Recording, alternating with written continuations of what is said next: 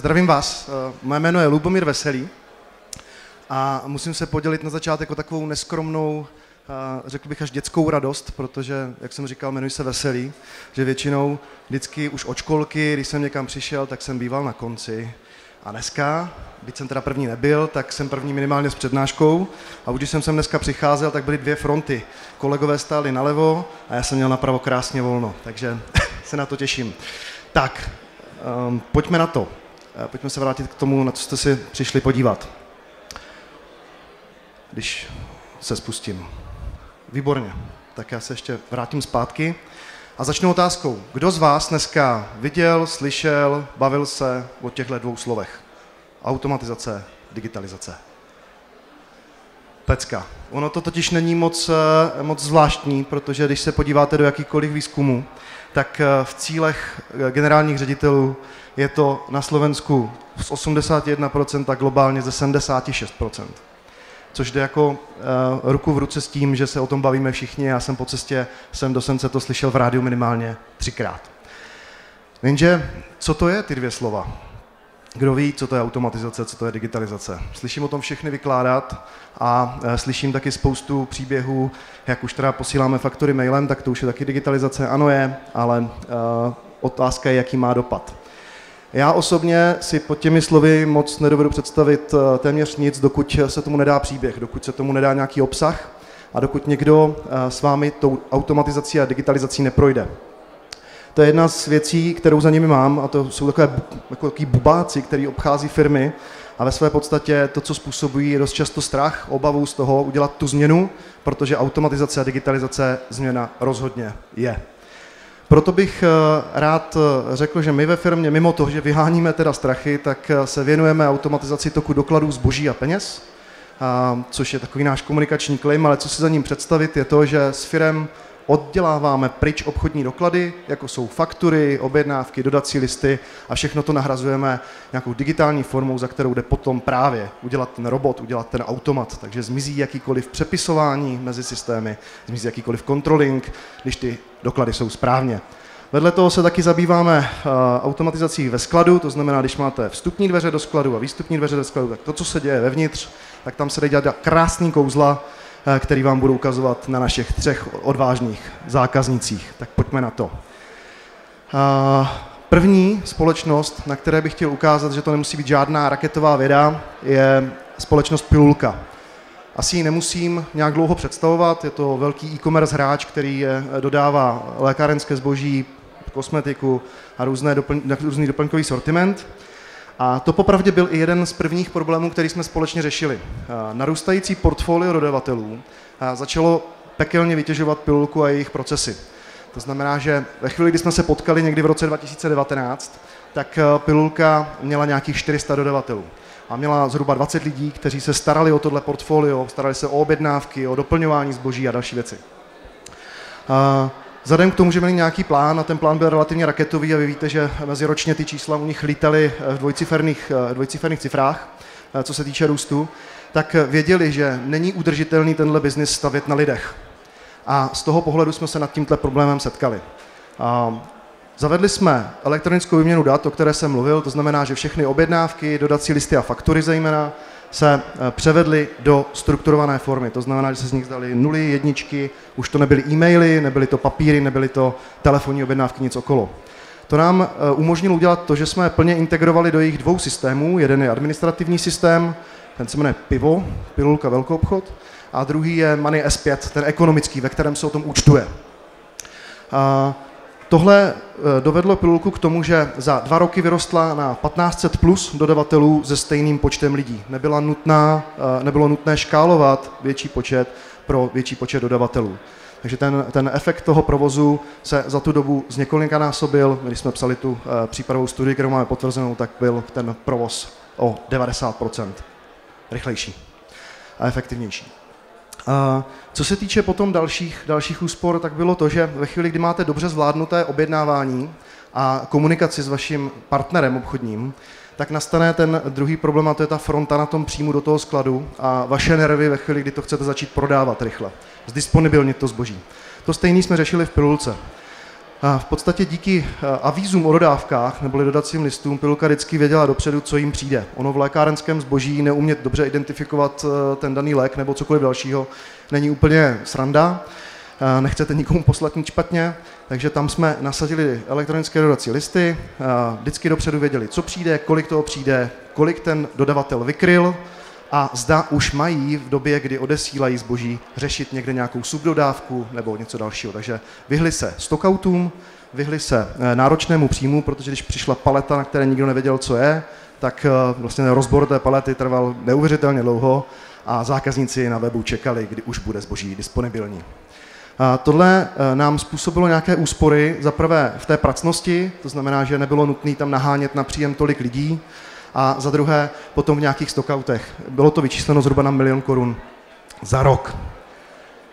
To je asi příběh pilulky, na kterým jsem chtěl deklarovat, že vlastně to nemusí být vždycky notně výměna celého systému, nemusí to být obrovský proces. Stačí jeden malý, o kterém víte, že vás pálí a dělá vám velký problém, jako je třeba nárůst dodavatelského portfolia. To je věc, kterou plánujete, není to, že se probudíte a řeknete, tak začnu prodávat, nevím, o dalších 20 000 položek víc, ale cíleně to děláte, cíleně ten sortiment doplňujete a s tím se vlastně to portfolio zvětšuje. Dá se to naplánovat, dá se to uřídit.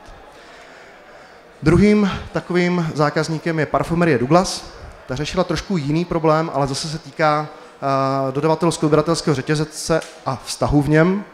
A to bylo to, že jak je to maloobchodní řetězec se spoustou prodejen, tak v rámci optimalizace své logistiky se snaží dodavatelé navést přímo na prodejny. To znamená, když jede závoz zboží, neberou si ho na centrální sklad zpravidla, ale chtějí, aby ho rovnou rozvezl na prodejny. S tím vzniká obrovský mrak dokladů. Tuny faktur, když máte 50 prodejen, tak jeden závoz zboží od dodavatele může být 50-100 faktur, který potřebujete zpracovat a zaplatit. To stejný dodací listy. Díky tomuto se hromadilo manažerům prodejen na stole velké množství dokladů, které museli zpracovat a ve své podstatě docházelo velmi často k tomu, že platili po datu splatnosti. Asi nemusím říkat, když máte někoho takového, tak vás úplně nemá rád a když mu máte dodat další zboží, tak se celkem ksichtíte. Když je to po třetí, tak už přemýšlíte, jestli to chcete dělat. V tomhle za námi přišli, začali jsme s nimi řešit, jak tohle postavit. Vzali jsme jedno z našich řešení, které automaticky vyčítá faktory, protože jsme nebyli schopni domluvit se svými dodavateli, aby je posílali elektronicky, tak jak pilulka. Pilulka na to hodně tlačila, tím pádem je donutila. Ale Douglas v tomhle byl, bych řekl, jemnější a převzal tu zodpovědnost na sebe. To znamená, že jsme nasadili řešení přímo jenom jim a oni jsou schopni zpracovat dneska došlý PDF faktury v mailu, papírový, který nafotí, jakýkoliv jiný formáty, který jste zvyklí v Čechách, na Slovensku je oblíbený ASDoc z různých ekonomických systémů a podobně.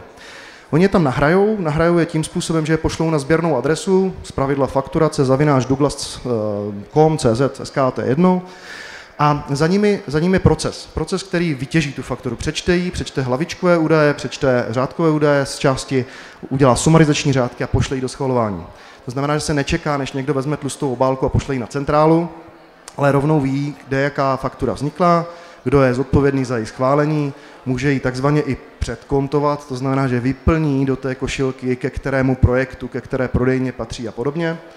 A tím jsme dosáhli toho, že jsme zrychlili ten oběh těch dokladů natolik, že jsme snížili počet faktur po splatnosti o 75%.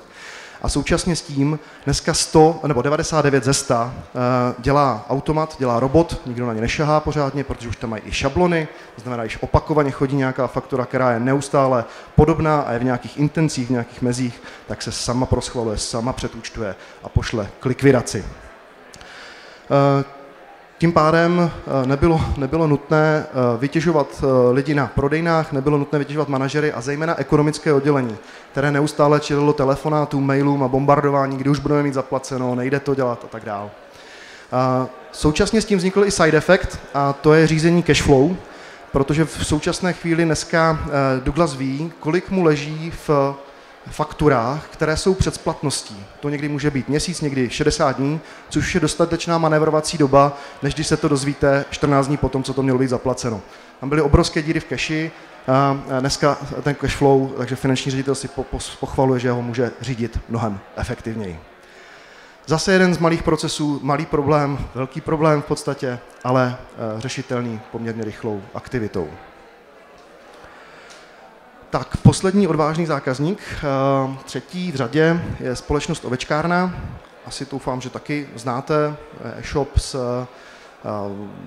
textilním zbožím, spíš všem, co se týká ovcí a vlny z nich, takže deky, boty, různé přikrývky, přehozy a tak dál. Velmi rychle rostoucí e-shop, který byl v loňském roce prodán do skupiny e-shopů, do kterých patří Astratex a další. Ale v té době, kdy jsme navázali spolupráci, ještě byl majoritně vlastněn člověkem, který chtěl dovést Ovečkárnu k nějakému výkonu, tak aby ji byl pak schopen prodat. Když jsme do Ovečkárny přišli, tak to dost často fungovalo tak, že přišla objednávka na e-shop, oni si ji vytiskli na papír a skladník s ní vlastně vyrazil do skladu a začal odbavovat tak, jak to někdo naházel do košíku.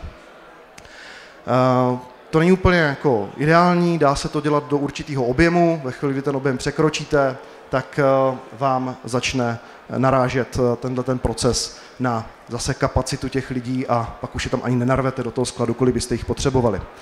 Zavedli tedy čtečky čárových kódů a čárové kódy na zboží. To byl takový první krok, kdy začali identifikovat to zboží a začali si zhlukovat některé věci blíž k sobě, aby aspoň prošli ten sklad jako jednou a nechodili takhle do hvězdy. Ale tím vrcholným krokem bylo zavedení VMS systému, Warehouse Management systému, to znamená systém pro řízení skladu vevnitř. Co to znamená? Využíváme ty čtečky, které tam měli, ale dali jsme jim do toho určitou logiku. A ta logika spočívala v tom, že optimalizujeme trasu toho skladníka a druhá věc je to, že navíc zhlukujeme objednávky. To znamená, že jeden skladník při tom jednom průchodu tím skladem je schopen vyskladnit například 5-10 objednávek podle množství. Těmito procesy, které jsme v tom skladě zavedli, jako je jasná identifikace, jasná navigace i toho skladníka plus zhlukování objednávek, jsme se dostali vlastně k tomu, že jsme se posunuli z 30 objednávek za hodinu na 100 objednávek za hodinu. To byl takový skromný cíl před Vánocemi. Loňské Vánoce, kdy jsme stále v Ovečkárně byli, jsme se dostali na čísla 250-300. Ano, to už bylo potřeba posílit skladníky, ale tady na tohle číslo jsme se dostali zase při stejných počtech lidí. Další side effect, který byl, tak vy jasně identifikujete v podstatě tu výdejku z toho skladu, případně identifikujete i to, co jste z toho skladu vydali a komu, jakému zákazníkovi. V Ovečkárně byl taky velký problém s tím, že ve chvíli se zboží vracelo, což po Vánocích a v různých exponovaných obdobích bývá poměrně silný trend a lidi z toho mají vrásky na čele, tady chlapi z Retina by mohli povídat, tak oni v podstatě vpisovali do těch papírů, číslo účtu toho klienta, aby mu zpátky vrátili peníze za to odebrané zboží. Nevím, kdo z vás opisuje často číslo účtu. Já když to dělám, tak to dělám třeba 10 minut, jestli jsem si fakt jistý podle částky.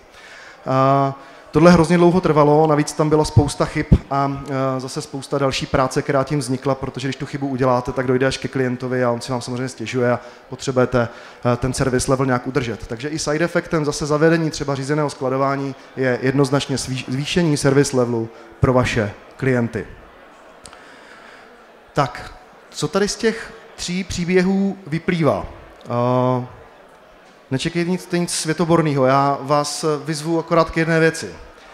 Buďte taky odvážní, jak tady ty 3 zákazníci, které máme, a začněte. Začněte nad tím přemýšlet, začněte hlavně konat, protože slyším vždycky spoustu takových jako příběhů, že možná není správná doba teď začít.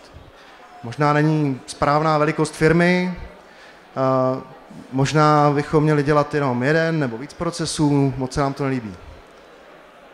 Možná máte pravdu, ale spíš ne. Z mojí zkušenosti vyplývá, že v žádné firmě není žádná červená kontrolka, která by se rozblikala jeden den a začala říkat, je třeba digitalizovat, není tam. Je to jenom o vás, je to o manažerech, je to o majitelech, kteří se rozhodnou, že ten palčivý problém vyřeší. Nicméně s tím spojeno právě spousta těch obav a většinou se o ty obavy jedná, ať už vašich zaměstnanců nebo vás samotných, že se do toho nemůžete pustit. Zkusil jsem vám na 3 příbězích ukázat, že se do toho pouští různě velké firmy, pouští se do toho různým způsobem a v různých oblastech. Myslím si, že se to řešit dá. Pokud jsem vás ani těmi 3 příběhy nepřesvědčil, tak jsme si pro vás kolegy ještě připravili takové rozhodovací schéma, které vám snad pomůže. A to je naprosto jednoduchý. Jestli to chcete udělat, a řekli jsme si, že 8 z 10 na začátku z těch čísel to udělat chce, tak to udělejte. Jestli to chcete udělat a máte strach, tak to udělejte vyděšení. Nic jiného tam není. Takže já budu velmi rád, když se za námi klidně zastavíte tady na stánek, kolega tam má váš, výborně. Rád se pobavím o vašich obavách, příbězích, ať si řekneme, jestli si můžeme vzájemně pomoct. A přeju vám hodně odvahy do vašeho podnikání. Díky moc.